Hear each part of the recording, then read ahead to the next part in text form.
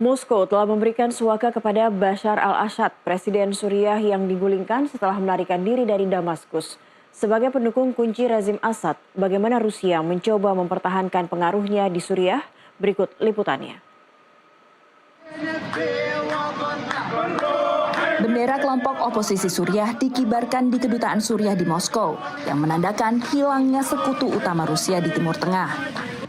Kremlin memberikan suaka kepada presiden yang digulingkan, Bashar al-Assad dan keluarganya, serta menyerukan pertemuan darurat Dewan Keamanan PBB untuk membahas masalah tersebut.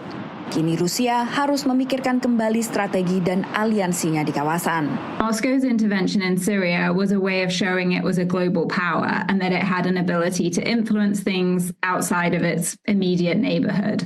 So I think in terms of the kind of geopolitical implications, it shows that Russia is less powerful than it might want to project to the rest of the world. Rusia terlibat perang di Suriah untuk mendukung Assad pada 2015, menginvestasikan sumber daya dan tentaranya. Kehadiran militer Rusia di Suriah termasuk pangkalan udara yang ada di kota pesisir Latakia dan juga fasilitas angkatan laut di kota Tartus.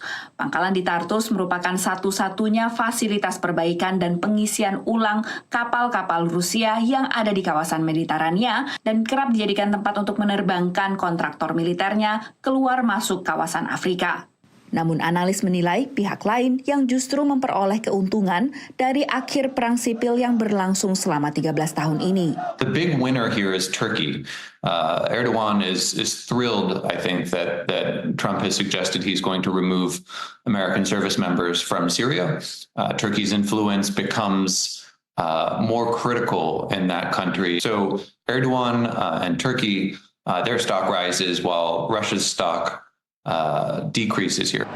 Pejabat Kremlin mengatakan mereka telah melakukan kontak dengan pemerintah baru dan mengindikasikan keinginan Moskow untuk mencapai kesepakatan serta mempertahankan kehadirannya di Suriah. Tapi peran serta Rusia dalam penindasan warga sipil di bawah kekuasaan Assad mungkin akan jadi kenangan pahit bagi rakyat Suriah. We saw Russia bombing hospitals, bombing schools, supporting Assad drop barrel bombs on the population, supporting Assad when he used chemical weapons. So I don't think any incoming government, whatever the composition is, whether it's HTS, whether it involves the Kurds, whatever, whichever groups it includes, they cannot just suddenly forget the brutality that, Russia inflicted upon the civilian population.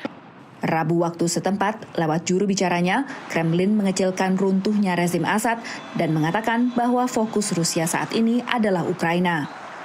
Dari Washington DC, Virginia Gunawan dan tim VOA.